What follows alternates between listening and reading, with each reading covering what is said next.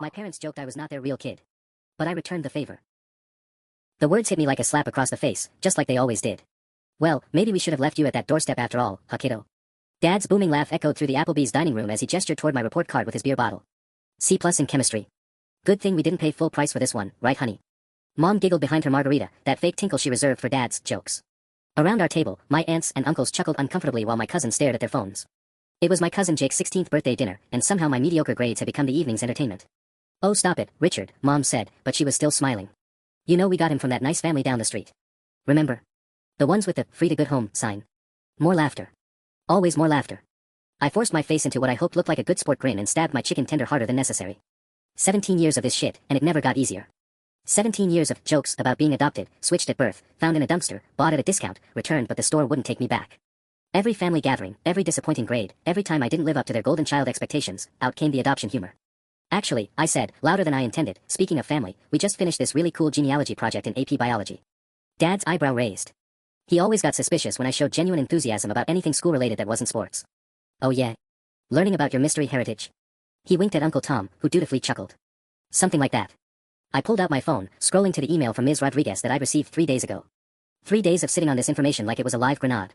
We had to do cheek swabs and compare genetic markers with family members. You know, see which traits we inherited from which parent. Bet that was confusing for you, Mom chimed in.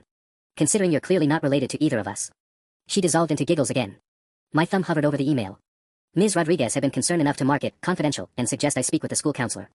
Apparently, my results were highly unusual and might indicate sample contamination or collection error. She recommended retesting. But I knew there was no error. Actually, it was pretty straightforward, I said, my voice steady despite my racing heart. Want to see the results? For the first time in my life, I watched my parents' faces change when I mentioned school. Dad's cocky grin faltered slightly. Mom's laugh died mid-giggle. Oh, honey, that's just homework stuff, Mom said quickly. Nobody wants to hear about boring science projects. I think it's fascinating, Aunt Sarah said, leaning forward. Jake, didn't you do something similar last year? Yeah, it was actually pretty cool, Jake said, looking up from his phone for the first time all evening. What did you find out? I looked around the table at my family, Dad's jaw working like he was chewing invisible gum, Mom frantically signaling the waitress for another drink, my relatives watching with polite interest. Well, I said, my finger moving toward the screen, it turns out you guys weren't joking after all. The silence that followed was deafening. Even the clatter of dishes from the kitchen seemed to fade as every person at our table froze. Dad's beer bottle stopped halfway to his mouth. Mom's hand clutched her margarita glass so tight I thought it might shatter.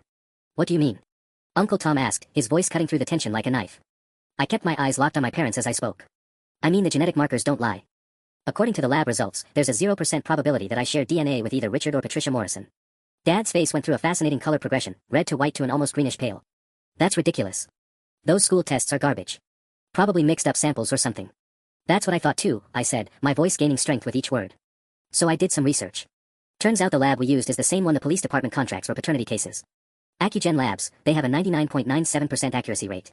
Sweetie, Mom's voice came out as barely a whisper, maybe we should discuss this at home. Why? We've discussed my mysterious origins in public plenty of times before. I gestured around the restaurant. Remember last Christmas at Grandma's when you told everyone you found me in the clearance section at Walmart? Or my birthday last year when Dad announced I was obviously switched at birth because no child of his would be afraid of roller coasters. Jake was staring at me with his mouth open. Aunt Sarah had gone completely still, her fork suspended in midair. Uncle Tom kept looking back and forth between me and my parents like he was watching a tennis match. Those were jokes, kiddo, Dad said, but his usual booming confidence was gone. His voice sounded hollow, desperate. You know we were just messing around. Were you? I pulled up another screen on my phone. Because I got curious after I saw the results. Did you know birth certificates are public record? I requested mine from the county clerk's office. Cost me $12 and a 2-week wait, but totally worth it. Mom made a sound like a wounded animal. Turns out I was born at Mercy General on March 15, 2006, at 3:47 a.m. 7 pounds, 4 ounces. But here's the interesting part, according to this document, my birth mother was Patricia Morrison, age 29. I looked directly at Mom. Except you were 29 in 2006. But you were also in Phoenix that entire month, remember? Aunt Linda's wedding planning. I found the hotel receipts in your old tax files. The table had gone completely silent. Even the ambient restaurant noise seemed muffled, like we were trapped in a bubble of terrible truth. So either you gave birth to me while simultaneously being 800 miles away, I continued, or someone else did, and somehow my birth certificate got filled out with your information instead. Dad slammed his beer bottle down so hard it made everyone jump. Enough. We're leaving. Now. Actually, I'm not done yet. I swiped to another screen. Because the birth certificate was just the beginning. Once I knew where to look, I found all sorts of interesting paperwork. Adoption attorneys are required to keep records for 21 years, did you know that? And some of them have really helpful websites. Mom was openly crying now, mascara streaking down her cheeks in black rivers. The best part? I smiled, but it felt sharp as broken glass. I found her. The color drained from Dad's face so completely I thought he might pass out right there in the Applebee's booth. You found who? Aunt Sarah whispered. My birth mother. Rebecca Chen. She's a nurse practitioner in Sacramento now, married with 2 kids. Twins, actually, my half-sisters. Emma and Lily, age 12. I kept my voice conversational, like I was discussing the weather. Turns out she's been looking for me too. There are these reunion websites where birth parents can register, hoping their kids will find them someday. Mom's sobs were getting louder, drawing stares from other tables. A manager in a tie was starting to drift in our direction. She never wanted to give me up, I continued. But she was 17, still in high school. Her parents threatened to disown her if she kept me. Sound familiar? I glanced at Dad, whose authoritarian parenting style suddenly made perfect sense. Stop, Mom choked out between tears. Please, just stop. Stop what? I'm just sharing family history. Isn't that what we do at these dinners? Share embarrassing stories about each other. I pulled up another screen. Rebecca kept a journal during her pregnancy. She scanned pages of it and put them on the reunion site, hoping I'd see them someday. Want to hear what she wrote about choosing my adoptive parents? Uncle Tom was gripping his napkin so hard his knuckles were white. Jake had his phone out, probably recording this whole meltdown for TikTok. She interviewed 12 couples through the adoption agency. 12. But she picked Richard and Patricia Morrison because they promised her they'd tell me about my adoption when I turned 18. They signed papers promising I'd know the truth about my origins and that they'd facilitate contact if I wanted it. Dad's mouth opened and closed like a fish gasping for air. They also promised her they'd tell me how much she loved me. How she wrote me letters for the first 3 years, sending them through the agency, hoping you'd give them to me when I was old enough. I looked directly at Mom. 47 letters. The agency has copies of all of them because they're required to keep adoption correspondence. We thought it would be easier, Mom whispered. We thought if you didn't know, you'd just be our son. No confusion, no divided loyalties. So instead you made me the punchline of every family gathering for 17 years. Made me think I was such a disappointment that my own parents couldn't stop joking about getting rid of me. Those weren't serious, Dad started. Bullshit. I slammed my hand on the table, making the drinks jump. The manager was definitely heading over now. You were working through your own guilt by making it into a joke. Every time you felt weird about lying to me, you'd make another adoption crack. It made you feel better to treat the whole thing like it was funny instead of facing what you'd done. Aunt Sarah was staring at my parents like she'd never seen them before. Patricia, you told us he knew. Years ago, you said you'd explained everything to him. We were going to, Mom said desperately. We kept meaning to find the right time, but then he got older and it got harder, Anne. And it was easier to just keep making jokes about it, I finished. Well, guess what? Rebecca wants to meet me. We've been emailing for 2 weeks. She invited me to come to Sacramento for spring break next month. Dad found his voice again. Like hell you're going anywhere. You're still a minor. We're your legal parents. Actually, about that. I smiled, pulling up one final screen. California has some really interesting laws about adoption contact. Once an adoptee turns 16, they can petition the court for access to their birth parents if there's evidence the adoptive parents violated the original agreement. I turned the phone toward him. I filed the paperwork yesterday. My court date is March 3rd. The silence stretched so long I could hear my own heartbeat. Finally, Jake spoke up. Dude, he said quietly, this is the most badass thing I've ever seen. Mom buried her face in her hands. Dad just stared at me like I was a stranger. Which, I guess, I always had been. The manager finally reached our table, his practiced smile faltering as he took in Mom's tear-streaked face and the general atmosphere of nuclear family destruction. Is everything all right here, folks? We've had a few guests express concern. We're fine, Dad barked, but his voice cracked on the second word. Actually, I said, standing up and pulling out my wallet, I think we're done here. Let me just pay for my meal. I dropped a 20 on the table. Keep the change. You're not going anywhere, Dad hissed, grabbing my wrist. We're going home and we're going to discuss this like a family. I looked down at his hand on my arm, then back at his face. For the first time in my life, I saw something I'd never seen before in Richard Morrison's eyes, fear. Let go of me, I said quietly. Richard, Aunt Sarah said sharply, release him. Now. Dad's grip loosened, and I pulled free. Around us, I could feel other diners watching our drama unfold. Someone had their phone out, probably posting this mess to their Instagram story. Perfect. You know what the funny thing is? I said, shouldering my backpack. Rebecca told me she used to drive by our house sometimes when I was little. Just to see if I was okay. She'd park across the street and watch me play in the front yard. Mom's head snapped up. That's stalking. We could have called the police. She stopped when I turned 10. You want to know why? I pulled out my phone again, scrolling to one of Rebecca's emails. Because she saw you dragging me inside after I struck out at my Little League game. She heard you telling me that my real parents probably would have gotten a kid who could actually hit a baseball. The words hung in the air like poison gas. Uncle Tom actually flinched. She realized then that you weren't keeping your promise to love me unconditionally. That you were already making me pay for being adopted. So she stopped coming by because seeing it hurt too much. We do love you, Mom whispered. We've always loved you. You love the idea of me. The son you thought you were getting when you picked me out of a catalog of babies. I started walking toward the exit, then turned back. Oh, and Jake. Thanks for recording this. Mind sending me a copy? Rebecca wants to see what her son looks like when he's standing up for himself. Jake nodded, still staring at his phone screen in amazement. Where do you think you're going? Dad called after me, starting to stand. To call Rebecca. She gave me her number for emergencies, and I think finding out my adoptive parents have been psychologically torturing me for 17 years qualifies. I paused at the edge of the dining area. Don't wait up. I'll be at Dylan's house tonight. You can't just leave, Mom started. Watch me. I was almost to the door when I heard Aunt Sarah's voice cut through the restaurant noise like a knife. Patricia, I want those letters. I stopped walking. What letters? Mom's voice was barely audible. The ones from his birth mother. The 47 letters he mentioned. If you've been keeping them from him all these years. Aunt Sarah's voice was getting louder. Jesus Christ, Patricia. What kind of people are you? I turned around to see Mom and Dad exchanging a look of pure panic. We don't have them anymore, Dad said quickly. We threw them away years ago. Even from across the restaurant, I could see Aunt Sarah's face transform with disgust. But I was smiling now, because I knew something they didn't. Rebecca had kept copies of everything. And she was driving down from Sacramento tomorrow.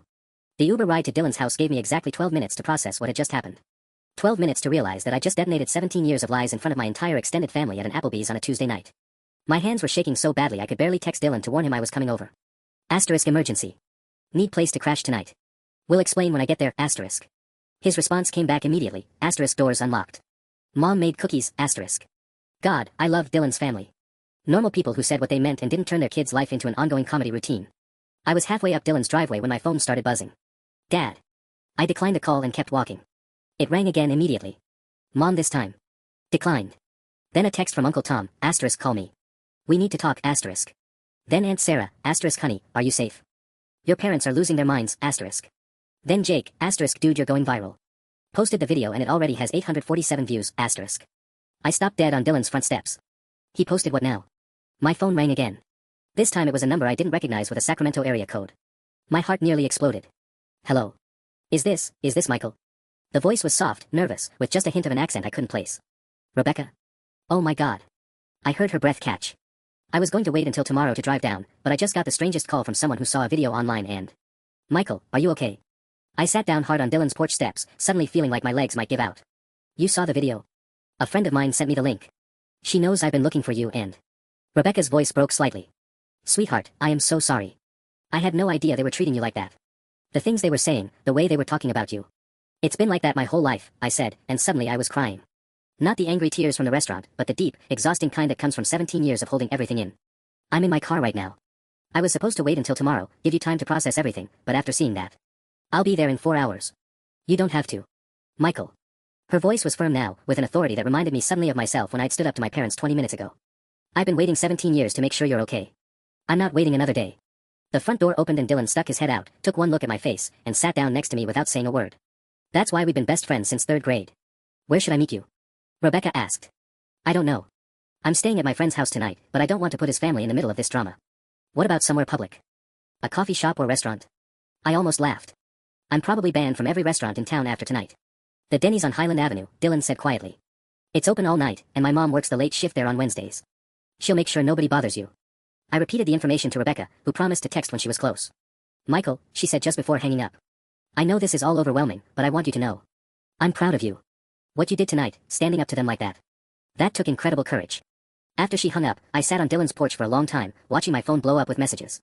Missed calls from my parents, texts from relatives I barely knew, notifications that Jake's video was being shared across multiple platforms. Hashtag adoption lies was starting to trend on Twitter. But the message that made my blood run cold came at 11:47 p.m. from a number I didn't recognize. Asterisk this is Rebecca's ex-husband David. She doesn't know I'm texting you. We need to talk before you meet her tomorrow. There are things about your adoption she's not telling you. Meet me at the McDonald's on Elm Street at 8 a.m.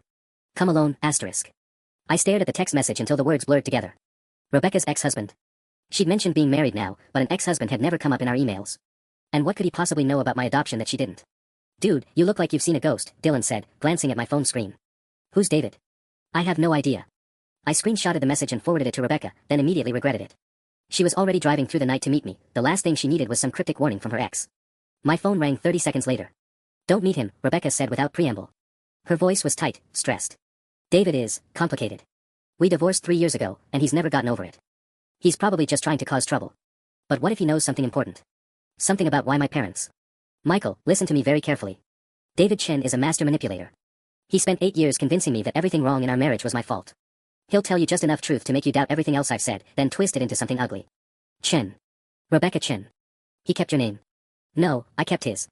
My maiden name was Hoffman. I never bothered changing back after the divorce because of my practice. She paused. Look, I should have mentioned him earlier, but I was trying to keep this simple. You've had enough upheaval for one day. Through Dylan's window, I could see Mrs. Patterson watching the news with a cup of tea. Normal Tuesday night activities.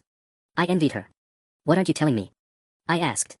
Rebecca was quiet for so long I thought she'd hung up. Finally, David is Emma and Lily's father. When we got divorced, he found out I'd been searching for you through the reunion websites. He became obsessed with the idea that I'd loved you more than our daughters, that I'd ruined our family by never getting over placing you for adoption. That's insane. Yes, it is. But David doesn't think like normal people. In his mind, you're the reason our marriage failed. You're the ghost child who stole his wife's attention. Her voice cracked slightly. He's been monitoring the reunion sites ever since, waiting for you to surface. My stomach dropped. How did he find me so fast? Jake's video. It's been shared over 3,000 times in the last hour. Someone tagged it with hashtag adoption reunion and hashtag birth parent search. David has Google alerts set up for anything related to my search for you. I pulled up TikTok and searched for Jake's original post. The view count had exploded to 12,847, with hundreds of comments ranging from supportive to cruel. Someone had already created a reaction video titled, Adopted Kid Destroys Parents at Family Dinner. Another account was breaking down the legal implications of my court petition. This is getting out of control, I muttered. Which is exactly what David wants. Chaos. Drama. He feeds off other people's pain. Rebecca's voice hardened. Promise me you won't meet him. But even as I agreed, I was thinking about David's message. There are things about your adoption she's not telling you. What if he was right? What if Rebecca wasn't the perfect birth mother she seemed to be in her emails? What if there was more to my adoption story than teenage pregnancy and family pressure? My parents had lied to me for 17 years. Jake was turning my family crisis into social media content. Rebecca had driven 4 hours in the middle of the night after seeing a viral video. Everyone wanted something from me. But what did I actually know for certain? I have to go, I told Rebecca. See you at Denny's at 1 a.m. After hanging up, I turned to Dylan. Can you drive me somewhere at 7:45 tomorrow morning? Where? McDonald's on Elm Street. Dylan raised an eyebrow. This is either going to be the best or worst decision you've ever made. Probably both, I said, and meant it. The McDonald's on Elm Street at 7:45 a.m. was exactly as depressing as I'd expected. Fluorescent lights buzzed overhead while a lone employee mopped the same spot repeatedly, clearly wishing she was anywhere else. I'd barely slept after meeting Rebecca at Denny's, 3 hours of crying, explanations, and her showing me photos of Emma and Lily on her phone. My half-sisters looked exactly like me at that age, same dark hair and stubborn chin. David Chin was already there when I walked in, sitting in a corner booth with a cup of coffee and a manila folder. He was younger than I'd expected, maybe 40, with the kind of precisely styled hair that screamed middle management. His smile when he saw me was practiced, calculated. Michael. You look just like her baby pictures. He gestured to the seat across from him. Thank you for coming. Rebecca told me not to. I remained standing, keeping my distance. I'm sure she did. Rebecca's very good at controlling narratives. David opened the folder and pulled out a stack of papers. Did she happen to mention that I'm a private investigator now? Started my own firm after the divorce. My blood went cold. You investigated me. I investigated the adoption. 3 years of digging through records, tracking down people who knew Rebecca in high school, finding documentation she thought was buried forever. He slid a photograph across the table. This is Rebecca at 17, 8 months pregnant. Recognize the boy next to her. I picked up the photo with trembling hands. It showed Rebecca at what was obviously a school dance, her pregnancy clearly visible under a blue dress. But she wasn't alone, her arm was linked with a tall boy in a tuxedo, both of them smiling at the camera. His name is Marcus Webb. He was Rebecca's boyfriend senior year, captain of the debate team, full scholarship to Stanford. David's voice was matter-of-fact, like he was reading from a case file. Notice anything interesting about him? The boy in the photo had the same dark eyes as me, the same narrow nose, even the same way of tilting his head slightly when he smiled. The resemblance was unmistakable. That's impossible, I whispered. Rebecca said she didn't know who my father was. She said it was a party, she was drunk, it was complicated. Rebecca lies when the truth is inconvenient. David pulled out another document. This is Marcus Webb's senior yearbook entry. Full name, Marcus Webb Chen. The words hit me like a physical blow. Chen. My cousin. Rebecca didn't just know your father, Michael, she was in love with him. They'd been together for 2 years when she got pregnant. The only reason she gave you up was because Marcus got into Stanford and her parents threatened to destroy his future if she trapped him with a baby. I sank into the booth seat, my legs suddenly unable to support me. You're saying my father is your cousin? Was. Marcus died in a car accident freshman year at Stanford. Never even knew Rebecca was pregnant, she made her parents promise not to tell him. David's expression softened slightly. Which means technically, you're my family too. My cousin's son. The McDonald's was spinning around me. Everything Rebecca had told me, every email we'd exchanged, every tear she'd shed last night at Denny's, had it all been lies? Why didn't she tell me? Because then she'd have to admit she gave you away to protect a boy who died anyway. She'd have to face the fact that she threw away her son for nothing. David leaned forward. There's more, Michael. The adoption wasn't arranged through an agency like she told you. Your parents paid her directly. $50,000 cash. That's illegal. Extremely. Which is why there's no paper trail, no agency records, no professional oversight. Rebecca and your adoptive parents arranged everything through Marcus's family lawyer, my uncle. He's been dead for 10 years, conveniently. My phone was buzzing with texts from Rebecca. Asterisk, where are you? We were supposed to have breakfast. I'm worried, asterisk. She bought your adoptive parents, David continued relentlessly. Picked them because they offer the most money, not because they'd be good parents.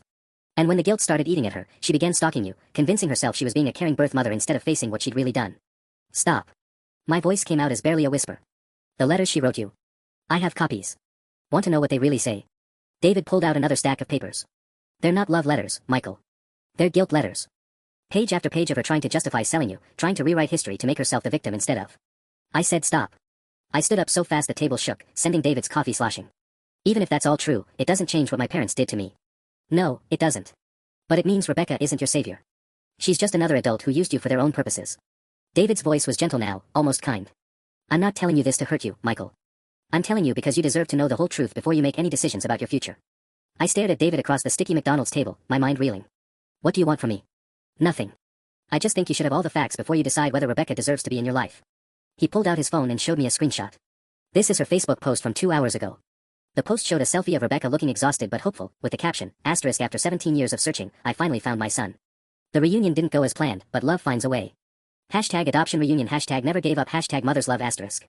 It already had 847 likes and dozens of comments calling her brave and inspiring. She's turning your pain into her redemption story, David said quietly. Just like she did with our divorce. Suddenly she was the wronged woman who'd never gotten over giving up her first baby, instead of the person who chose money over motherhood. My phone buzzed again. Rebecca, asterisk Michael, I'm getting worried. Please call me, asterisk. Then another text from Dylan, asterisk dude, your birth mom is posting about you on social media. This is getting weird, asterisk. I need to see those letters, I said. David hesitated. They're hard to read. I don't care. If she wrote them to me, I have a right to see them. He slid the folder across the table. The first few are from right after you were born. The tone changes over time. I opened to the first letter, dated March 20th, 2006, 5 days after my birth.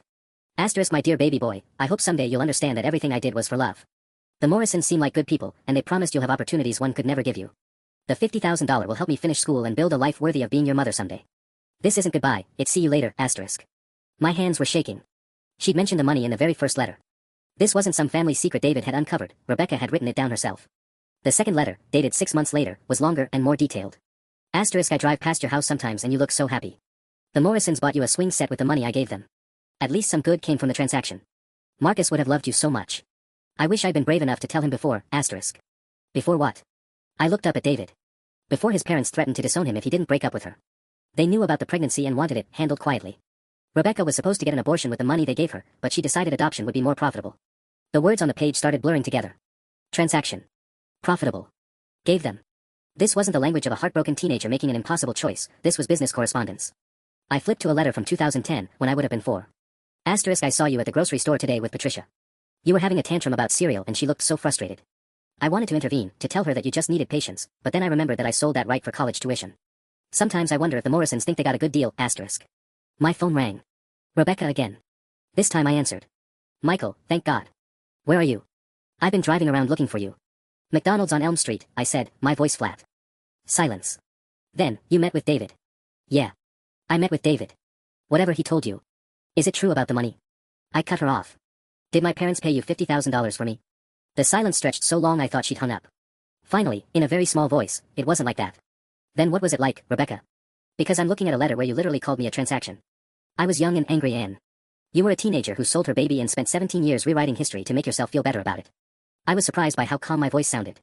Just like my adoptive parents spent 17 years making jokes to avoid dealing with their guilt. Michael, please. Let me explain. I hung up and looked at David. What happens now? Now you decide what you want to do with the truth. All of it. He gathered up the papers and put them back in the folder. Keep these. Read the rest when you're ready. And Michael? Yeah. I'm sorry. About all of it. You deserved better from everyone. As I walked out of McDonald's with the folder under my arm, I realized something that should have been obvious from the beginning. Every adult in my life had been lying to me, just in different ways. My parents had lied to protect themselves from their guilt. Rebecca had lied to protect herself from her shame. And now I had to figure out who I wanted to be when I was the one telling the truth. The drive back to Dylan's house was silent except for the manila folder crinkling in my lap every time we hit a bump. Dylan kept glancing at me in the rearview mirror, but he knew better than to ask questions when I looked like I was about to shatter into 1,000 pieces. My phone had been buzzing non-stop, Rebecca calling every 10 minutes, my parents sending increasingly frantic texts, and notifications from Jake's video which had somehow reached 47,000 views overnight. But it was the text from an unknown number that made my blood freeze. Asterisk Michael, this is Patricia Morrison. Your real mother. We raised you, we fed you, we loved you. Don't let these people poison you against us. Come home, asterisk. Real mother. After everything that had happened, after all the truth that had come out, she was still trying to rewrite reality. Pull over, I told Dylan. What? Why? Just pull over. Now. Dylan swung into a gas station parking lot and I stumbled out of the car before it fully stopped, the folder spilling papers across the asphalt. I was on my knees collecting Rebecca's letters when I saw another car pull up, a silver Honda with Sacramento plates. Rebecca climbed out slowly, like she was approaching a wounded animal. Her face was puffy from crying, her carefully applied makeup from last night completely gone.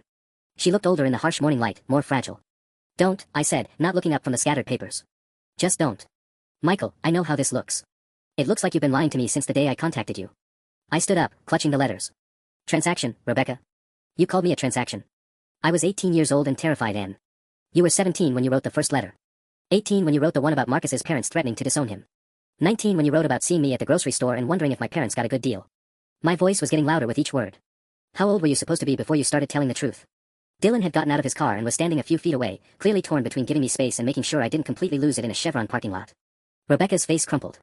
I wanted to tell you everything last night, but you'd already been through so much with your parents, and I thought. You thought you could control the narrative. Just like David said. I pulled out my phone and showed her the screenshot he'd taken of her Facebook post. You're already making this about you.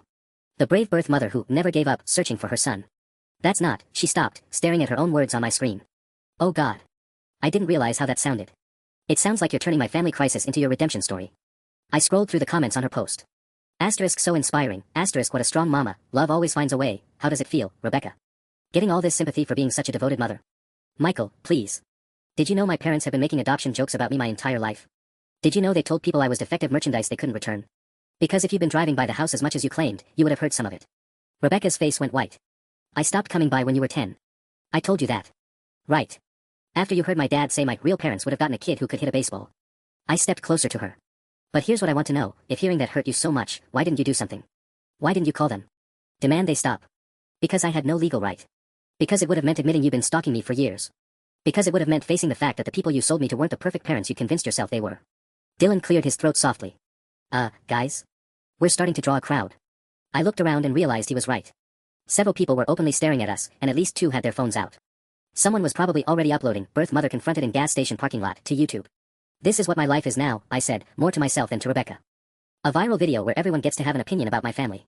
My phone buzzed with another text from the unknown number, asterisk we're coming to get you. You've been brainwashed by these people. We're your parents and you're coming home whether you like it or not, asterisk. I showed the message to Rebecca and Dylan. Rebecca's expression shifted from guilt to alarm. That doesn't sound like your mom, Dylan said. That sounds like your dad. Richard Morrison, Rebecca whispered. I remember him from the adoption meetings. He had this way of making everything sound like an order, even when he was asking questions. Another text came through, asterisk we know you're at the gas station on Miller Road. We can see Dylan's car. Come to the parking lot entrance now or we're calling the police and reporting you as a runaway, asterisk. How do they know where I am? I looked around frantically, then spotted it, a black SUV parked across the street with 2 figures in the front seats. My parents had followed us. I'm 17, I said, my voice tight with panic. They can legally force me to come home. Rebecca's face hardened in a way I'd never seen before. No. They can't. Not after what I saw in that video last night. She pulled out her phone and started dialing. Who are you calling? Child Protective Services. And then my lawyer. She looked directly at me. I may have been a terrible birth mother, Michael, but I'm not going to let them drag you back to a house where they've been emotionally abusing you for 17 years. The black SUV was pulling into the gas station now, moving slowly toward us like a predator stalking prey. This is about to get really ugly, Dylan said quietly. And for the first time all morning, all 3 of us were in complete agreement. The black SUV pulled up so close I could see Dad's knuckles white on the steering wheel. Mom was in the passenger seat, her face a mask of barely controlled fury. They sat there for a long moment, just staring at us through the windshield, like they were deciding whether to run us over or get out and drag me back by force. Rebecca was still on the phone with CPS, her voice getting more agitated by the second. Yes, I understand you need to verify my identity, but there's a minor in immediate danger and his adoptive parents are here trying to force him. She pulled the phone away from her ear, frustrated. They put me on hold. Of course they did, I muttered. Because this is exactly how bureaucracy works in emergencies. Dad's door slammed shut like a gunshot. He was walking toward us with that purposeful stride I'd seen 1,000 times before, the one that meant someone was about to get lectured into submission. Mom stayed in the car, but I could see her dialing someone on her phone. Michael Andrew Morrison, Dad's voice boomed across the parking lot. You get in that car right now or I'm calling the police and having you arrested for theft. Theft. I stared at him. What the hell did I steal? The phone. It's registered under my name, paid for with my credit card. Technically, you stole it when you left last night. His smile was sharp and satisfied. Felony theft of telecommunications equipment. They'll hold you in juvenile detention until your 18th birthday. My stomach dropped. I'd never thought about the phone being registered in his name. That's ridiculous, Rebecca said, hanging up with CPS. No prosecutor would. Try me. Dad's eyes were locked on mine. I've already talked to Officer Martinez this morning. He agrees that Michael has been exhibiting increasingly erratic behavior and needs intervention. Officer Martinez? Dylan's voice cracked slightly. Isn't that Jake's dad? The pieces clicked into place with horrible clarity. Jake's father was a cop. Jake had posted the video that started this whole mess. And now Jake's dad was apparently helping my parents build a case to drag me home. This is insane, I said. I haven't broken any laws. Haven't you? Dad pulled out his own phone and scrolled to something. Harassment of your birth mother, public disturbance at a family restaurant, leaving home without permission, theft of telecommunications equipment, and now meeting with adult strangers without parental consent. He gestured toward Rebecca and David, who was just pulling into the gas station. Officer Martinez says that's more than enough for a 72-hour psychiatric hold. Psychiatric hold. Rebecca's voice went up an octave. He's not mentally ill, he's reacting normally to 17 years of emotional abuse. Emotional abuse. Dad laughed, but there was nothing funny about the sound. Is that what we're calling discipline now? Is that what we're calling parents trying to prepare their son for the real world? More cars were pulling into the gas station, people drawn by the commotion or maybe following the drama from social media. I spotted at least 3 phones recording us, and someone was definitely live streaming on Instagram. Michael, Mom called from the SUV, her voice artificially sweet, sweetheart, just come talk to us. We can work this out as a family. Like we worked out 17 years of adoption jokes. I called back. David's car door slammed as he got out and took in the scene. Patricia Morrison. Mom's face went pale. How do you know my name? I'm a private investigator. I know everything about the illegal adoption you arranged 17 years ago. David walked over to stand next to Rebecca. Including the fact that you violated multiple federal and state laws when you paid $50,000 for a baby. That's a lie, Dad snarled, but his confidence was wavering. Is it? Because I have bank records showing the withdrawal from your savings account on March 20th, 2006. $50,000 cash, withdrawn the same day you picked up Michael from the hospital. David pulled out his folder again.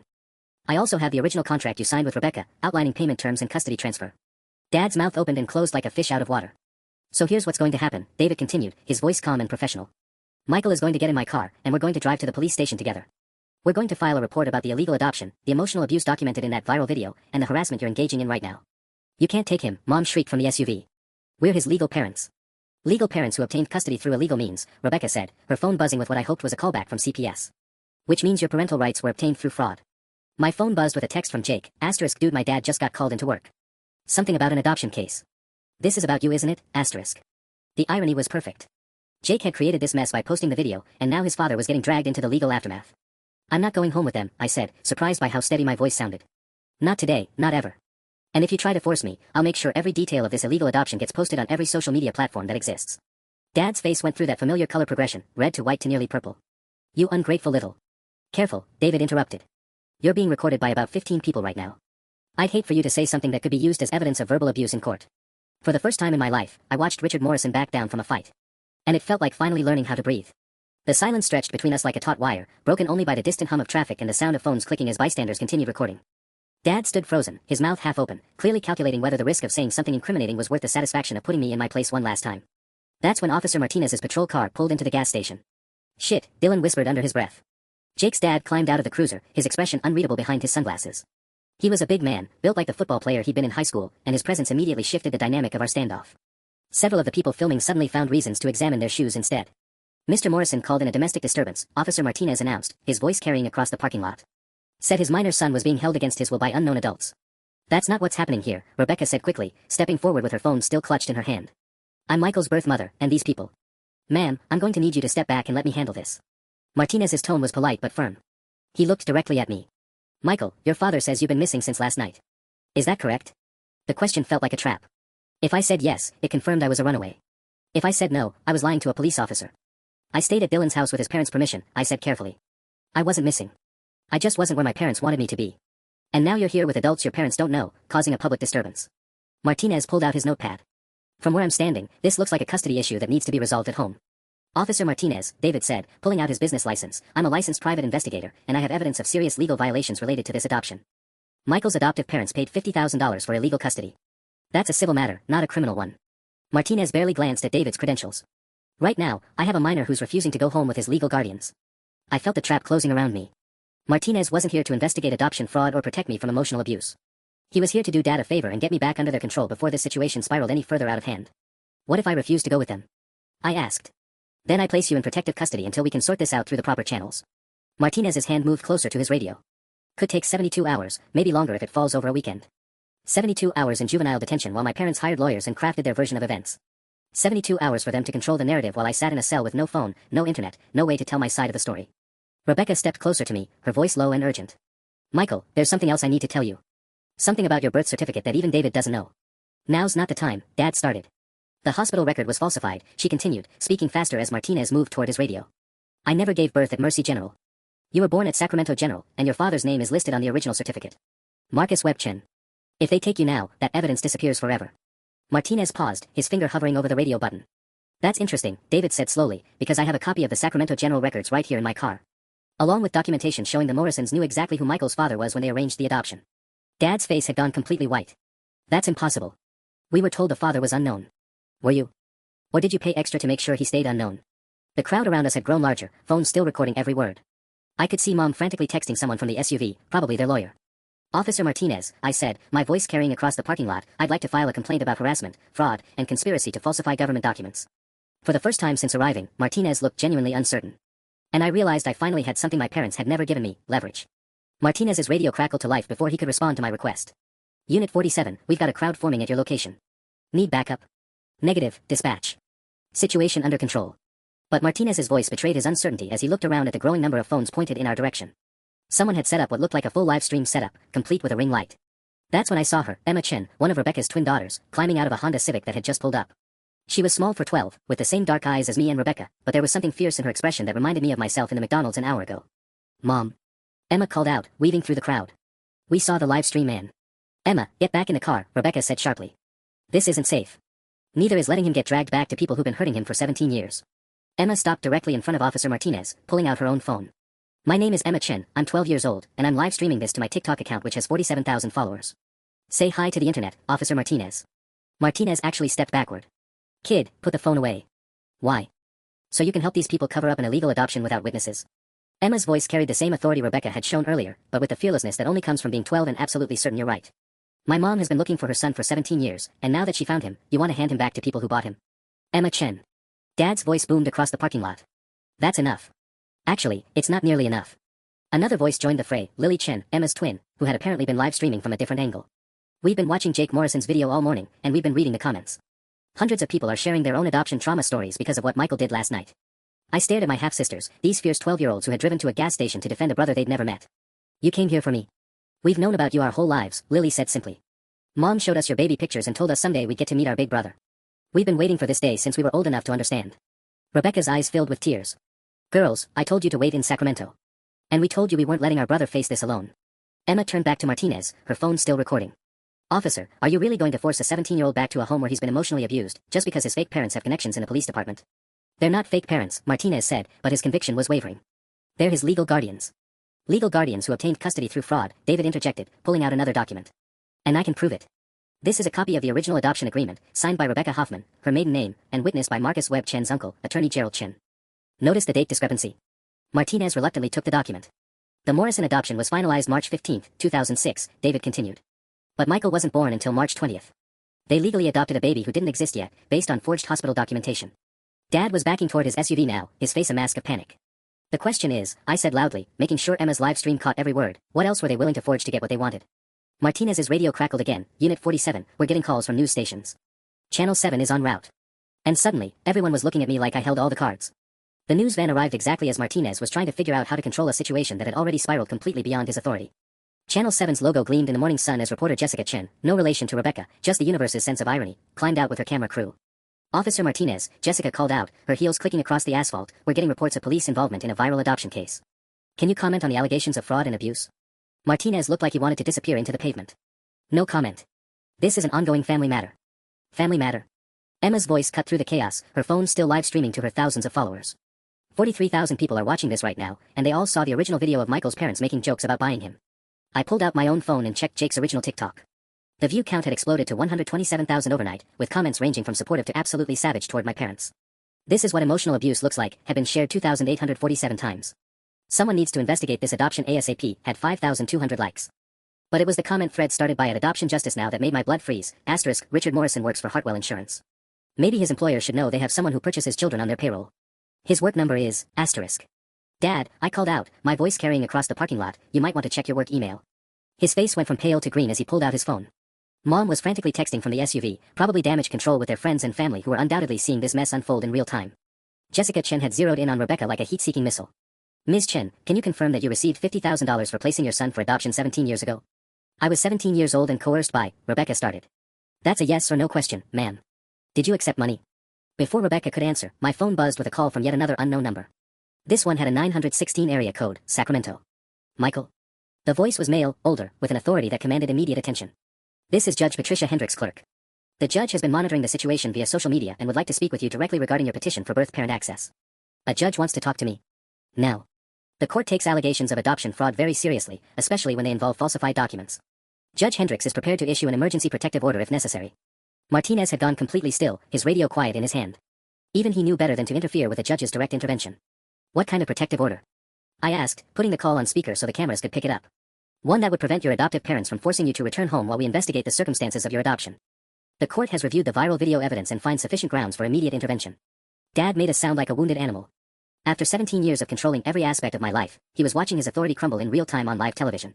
Your Honor, I said, still not quite believing I was talking to an actual judge, I formally request protection from Richard and Patricia Morrison pending a full investigation of fraudulent adoption practices. Granted. Officer Martinez, you are hereby ordered to escort Mr. and Mrs. Morrison from the premises.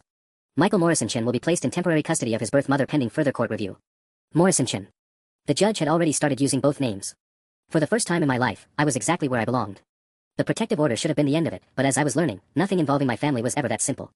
We were sitting in Rebecca's hotel room 3 hours later, me, Rebecca, Emma, Lily, and David, when my phone rang with a number I didn't recognize. The caller ID showed Hartwell Insurance Legal Department. Michael Morrison. The voice was crisp, professional, female. Yes. This is Jennifer Walsh, General Counsel for Hartwell Insurance. We need to discuss your father's employment situation and some rather serious allegations that have come to light. I put the call on speaker, gesturing for everyone to stay quiet. Mr. Morrison has been with our company for 12 years, Walsh continued, and during his background check, he disclosed that he and his wife had adopted a child. What he failed to disclose was that this adoption involved cash payments outside legal channels. How is that your business? I asked. Because Mr. Morrison handles insurance fraud investigations. His job literally involves identifying people who make illegal financial transactions to obtain benefits they're not entitled to. Walsh's voice carried a bitter irony. The optics of employing someone who committed adoption fraud are problematic. Emma was frantically taking notes while Lily live-streamed to her followers, providing running commentary and whispered asides. What does this mean? Rebecca asked. It means Hartwell Insurance is conducting an immediate internal investigation. If the allegations are substantiated, Mr. Morrison will be terminated for cause, which means no severance, no benefits continuation, and no positive references. Walsh paused. It also means we'll be cooperating fully with any criminal investigations. After hanging up, David pulled out his laptop. We need to talk about what happens next, Michael. This is moving fast, faster than I expected. What do you mean? Judge Hendricks doesn't issue emergency protective orders lightly. The fact that she intervened based solely on social media evidence means she's seen something that convinced her you were in immediate danger. David pulled up a legal database. I've been researching her background. She's presided over some of the biggest adoption fraud cases in California history. Rebecca was scrolling through her own phone, her face growing paler by the second. Michael, you need to see this. She turned her screen toward me. It was a Facebook group called Morrison Adoption Fraud, Justice for Michael, that had appeared sometime in the last hour. It already had 847 members sharing stories, documents, and theories about my case. But it was the pinned post that made my stomach drop. Asterisk, please share, Richard Morrison has filed a counterpetition claiming his adopted son is mentally unstable and has been manipulated by strangers on the internet. He's asking the court to order mandatory psychiatric evaluation and deprogramming from what he calls birth-parent cult influence. Hearing scheduled for tomorrow at 9 a.m. Asterisk. Deprogramming. I stared at the screen. What the hell is deprogramming? David's expression had gone grim. It's a legal strategy sometimes used in custody battles. The idea is that you've been psychologically manipulated and need professional intervention to think clearly again. That's insane. It's also potentially effective. If your parents can convince Judge Hendricks that you've been brainwashed, she might order you into psychological custody while neutral professionals evaluate your mental state. Emma looked up from her notes. How long would that take? Weeks. Maybe months. During which time Michael would have no contact with any of us. Rebecca's voice was tight with fear. It's a way to separate him from everyone who knows the truth about the adoption. My phone buzzed with a text from Jake, asterisk dude, my dad just told me your parents hired some expensive lawyer from San Francisco. They're not giving up, asterisk. Then another text from Dylan, asterisk your story is trending on Twitter. Hashtag adoption fraud is number 3 nationally, asterisk. And finally, a text from an unknown number that made my blood freeze, asterisk this isn't over, Michael. We know where you're staying. See you in court tomorrow. Dad, asterisk. They're not going to let me go, I said, staring at the message. No, David agreed. They're going to fight this with everything they have. The question is, are you ready to fight back? I looked around the hotel room at my birth mother, my half-sisters, and the private investigator who'd blown up my entire world in a McDonald's 6 hours ago. What do I need to do? David smiled, but it wasn't a pleasant expression. Tell the whole truth, Michael. Everything. Even the parts that hurt. Tomorrow morning, in front of Judge Hendricks, we're going to make sure everyone knows exactly who Richard and Patricia Morrison really are. The courtroom was packed beyond capacity when we arrived at 8:45 a.m. Judge Hendricks had moved the hearing to the largest courtroom in the building, but even that wasn't enough to accommodate the crowd. News crews lined the hallway, adoptees who'd driven from across California filled the gallery, and somewhere in the back, I could see my adoptive parents with their expensive San Francisco lawyer. But it was the woman sitting in the front row who caught my attention, an elderly lady with silver hair and kind eyes, holding a manila folder thick with documents. Who's that? I whispered to David. That's Attorney Gerald Chen's former secretary, Margaret Torres. She worked for him for 30 years, including when he handled your adoption. David's smile was sharp. She kept copies of everything. Judge Hendricks called the court to order, her voice cutting through the murmur of voices. This is a highly unusual situation, but given the public nature of this case and the serious allegations involved, I've decided to hear all evidence today. Dad's lawyer stood first, a sharp-suited woman named Catherine Webb who probably cost more per hour than most people made in a week. Your Honor, Michael Morrison is a troubled teenager who has been manipulated by adults seeking to exploit his family's situation for financial gain. We request immediate psychological evaluation. Objection, David interrupted, rising from our table. Michael Morrison Chen is articulate, intelligent, and has provided substantial evidence of adoption fraud. The only manipulation has come from his adoptive parents, who spent 17 years gaslighting him about his origins. Mr. Chen, Judge Hendricks said, you're not an attorney. No, Your Honor, but I am a licensed investigator with evidence of multiple felonies. He gestured toward Margaret Torres, including witness testimony from the person who typed the original fraudulent documents. The courtroom went dead silent. Margaret Torres made her way to the witness stand with slow, careful steps, but her voice was strong and clear. I worked for Gerald Chen from 1987 to 2017. In March 2006, I was ordered to prepare 2 sets of adoption documents for the Morrison case, one set showing the true circumstances, and another set with falsified information for the court filing. Dad's face had gone completely white. The true documents showed that Michael's birth parents were Rebecca Hoffman and Marcus Webb Chen, both 17 years old, and that the Morrisons paid $50,000 directly to Miss Hoffman outside legal channels. Margaret opened her folder. The falsified documents listed the father as unknown and omitted any mention of payment. Judge Hendricks leaned forward. You're saying you have both sets of documents? Yes, Your Honor. Mr. Gerald Chen told me to keep the originals in case there were ever legal complications. When he died, I kept them in my personal files. Margaret's voice grew stronger. When I saw that young man on the news yesterday, being hurt by the very people who'd paid my boss to break the law, I knew it was time to tell the truth. Catherine Webb was frantically whispering with my parents, but I could see the defeat in Dad's posture. Furthermore, Margaret continued, the Morrisons specifically requested that all records of the birth father be destroyed. They paid an additional $10,000 to ensure Marcus Webb Chen would never be able to find his son. The courtroom erupted in angry voices. Judge Hendricks banged her gavel repeatedly. When order was restored, I stood up without waiting for permission. Your Honor, I have something to say. Michael, you don't have to, Rebecca started. Yes, I do. I looked directly at my adoptive parents across the courtroom. For 17 years, you made me feel like I was a disappointment, a mistake, something you'd settled for instead of something you'd chosen. You turned my adoption into a joke because facing the truth, that you'd committed crimes to get me, was too hard. Dad started to stand, but his lawyer pulled him back down. You want to know what's funny? I continued. I spent my whole life trying to earn your love, trying to be good enough to deserve being your son. But I was never your son. I was your guilty secret. And every joke you made was just another way of confessing what you'd done. I turned to Judge Hendricks. Your Honor, I don't want anything from Richard and Patricia Morrison except the truth. They can keep their house, their money, their lies. But I want my real name back. I want my father's name back. And I want to make sure no other kid has to grow up thinking they're a punchline when they're really just the victim of adults who couldn't face their own choices. Judge Hendricks was quiet for a long moment. Finally, she spoke. I've seen a lot of adoption cases, but I've never seen anything quite like this. The evidence of fraud is overwhelming, and the psychological damage. She shook her head. I'm ordering a full criminal investigation into the Morrison adoption. I'm also granting Michael's petition for name change, effective immediately. You are legally Michael Webb Chen. The gavel came down with a sound like thunder. And for the first time in my life, I knew exactly who I was.